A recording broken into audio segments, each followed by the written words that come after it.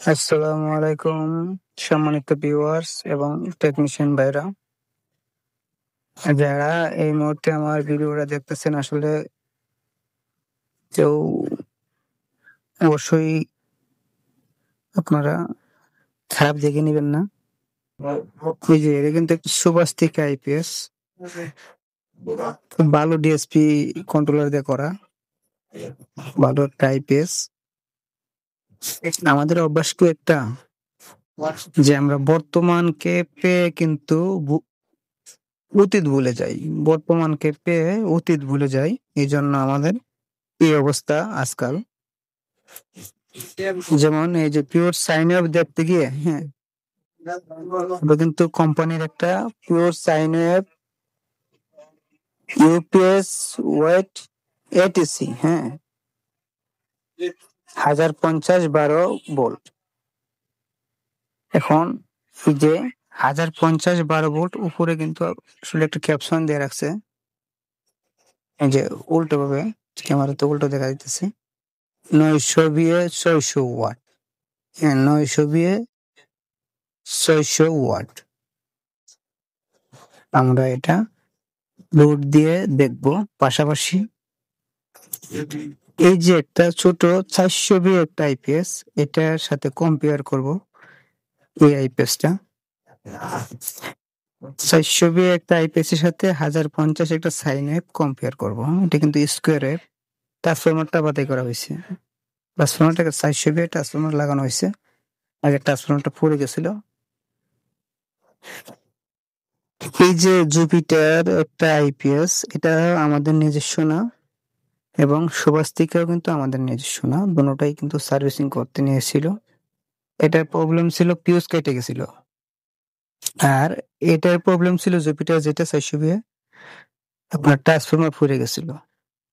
এখন এই দুইটা আইপিএস আমরা এখন কম্পেয়ার করার ইচ্ছা জাগলো, এর জন্য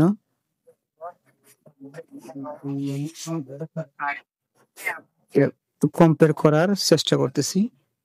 এটা একটু লোডে দিয়ে আগে দেখি কিরকম লোড ক্যাপাসিটি আছে এটার। আইপিএস সুইচটা দিলাম, আইপিএস কিন্তু সুইচ অফ ছিল, এখন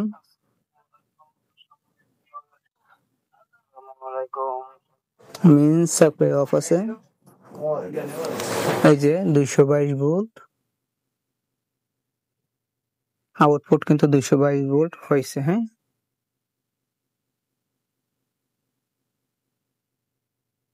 এখন যদি আমরা 222 ভোল্ট, যেহেতু pure sine wave DSP controller, ভোল্টেজটা অ্যাকুরেট স্টেবল থাকার কথা। হ্যাঁ, 200 ওয়াট একটা বাল্ব লোড দিই, সরি এটা বাল্ব নাই, 200 ওয়াট বাল্ব লোড দিলাম, 119 ভোল্টে নেমে আসলো। আরেকটা যদি 200 ওয়াট বাল্ব লোড দিই, মোট 400 ওয়াট বাল্ব লোড দিলাম, 195 তে নেমে আসলো, আবার 200 তে আসে। কি যে 400 ওয়াট বাল্ব লোড দিলাম। আমরা আইপিএস এর ডিসপ্লেতে দেখি কত ওয়াট ক্যাপাসিটি বা কত পার্সেন্ট দেখাইতেছে। 64% লোড দেখাইতেছে। আর ওই যে আউটপুট মিটার দেখেন, 188, 89, 188, 89,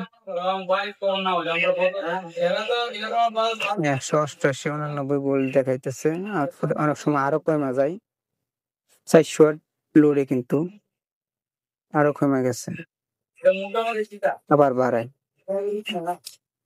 ওদের সিস্টেমে এরকম দিয়ে রাখছে, যদি লোডটা একটু বেশি দেওয়া হয় যাতে ভোল্টেজ একটু ড্রপ করে, এবং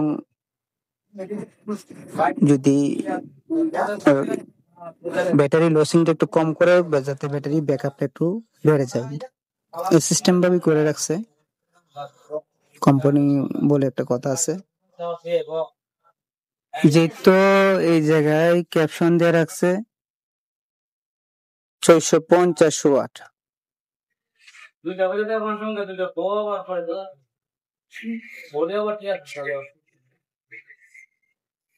এই যে এটি স্পষ্ট হয় না,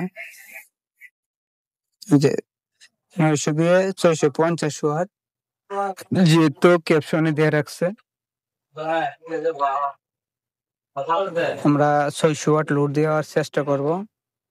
400 ওয়াট লোডে কিন্তু যায় অবস্থা 187 ভোল্ট। তারপরেও আরেকটা 200 ওয়াট বাল্ব লোড দিলাম, দেখুন 164, 65, 66 এরকম দেখাইতেছে। 165 মতো ভোল্ট আছে আউটপুটে। এরকম যদি 600 ওয়াটে আউটপুট হয়, আসলে এটা কি ব্যবহারের উপযোগী? এটা ব্যবহারের উপযোগী কিনা আপনারা কিন্তু কমেন্ট বক্সে কমেন্ট করতে কিন্তু ভুলবেন না। এই যে দেখেন, যেহেতু ভোল্টেজ কমে গেছে সেজন্য আপনার ব্যাটারি লসিং একটু কম হইতেছে, তাই ডিসপ্লেতে কিন্তু ডিসপ্লে আসক 88% কিন্তু লোড দেখাইতেছে, 89%, 88%। যেহেতু 600 ওয়াটে 88% লোড ক্যাপাসিটি দেখাইতেছে, আরো 100 ওয়াট বাল্ব কিন্তু লোড দেওয়া যায়। আর একটু যদি ভোল্টেজ কমে যায় 170-এর মতো, আসলে এটা কি সাইন ওয়েভের কাতারে পড়ে কিনা একটু কমেন্ট বক্সে জানাবেন। আচ্ছা যাক, যাই হোক, এটা কিন্তু আমরা এখন সুইচটা অফ করলাম। এই যে বাল্বগুলো নিভে যাবে, সুইচটা অফ করলাম। এখন যেই জুপিটার ছোট একটা মাল কথা বললাম 400 বিয়ে, যেটা আর কি 400 বিয়েতে কি এরকম লোড ক্যাপাসিটি আছে, আসলে পিছনের যে আউটপুট 3 পিন ফ্ল্যাগটা আছে এটা খুলে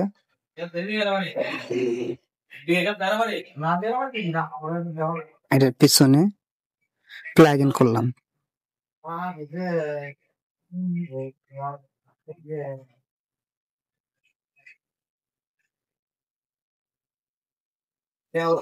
একই ব্যাটারিতে কিন্তু এর আগে ব্যাটারির কিন্তু এটাতে লোড দিয়ে কিন্তু 600 ওয়াট লোড দিয়ে কিন্তু অনেকটি চার্জ করলাম। তারপরে এই ছোট মালটা লোড দিবে, একই ব্যাটারিতে কিন্তু ওয়্যার গুলা কানেকশন করা, একই ব্যাটারিতে আইপিএস গুলো কানেকশন করা। এই সুইচটা দিলাম, 600 ওয়াটে ওভারলোড টিপ করছে। হ্যাঁ, 600 ওয়াটে একই মাল ছোট, তো একই লোডে এই যে ভোল্টেজ কিন্তু এটা থেকে এই 1050-এর থেকে কিন্তু 400 বে, যেটা 400 বেটা কিন্তু 1050-এর থেকে একটু এগিয়ে আছে 600 ওয়াট লোডে। যদি আমরা 400 ওয়াট ব্যবহার করি, দেখেন তো 190। তাহলে আমরা অতীত ভুলে যাই 200 ওয়াটে, দেখেন 214, 400 ওয়াটে 91 ভোল্ট, 191 ভোল্ট, আরো বেশি থাকার কথা, কারণ এটাতে লোড দেওয়া 600 ওয়াট লোড দেওয়াতে কিন্তু কিছু ব্যাটারি ভোল্টেজ কমে গেছে। আমরা অতীত বলে যাই বর্তমান ক্ষেত্রে, আসলে অতীতের যে এগুলা ছিল এগুলা কিন্তু ঠিক ছিল, হয়তো দেখতে সুন্দর না বা সাইন ওয়েভ না স্কোয়ার ওয়েভ। তবে এই দুইটা কম্পেয়ার করলাম, আপনারা কিন্তু কমেন্ট বক্সে জানাবেন আসলে কোনটা সঠিক আর কোনটা লোড দেওয়া যায় ভালো। আর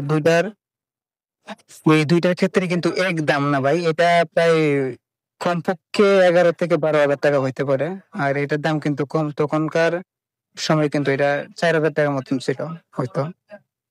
তো এখনো যদি সেকেন্ড হ্যান্ড নেন আপনারা, হয়তো 2-2,500 টাকার ভিতরে নেওয়া যায়। আর যদি কারো কাছে নতুন থেকে থাকে 4 বা 5-এর উপরে হয় না।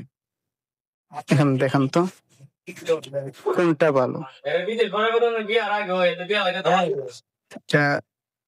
যখন আমি ট্রান্সফরমারটা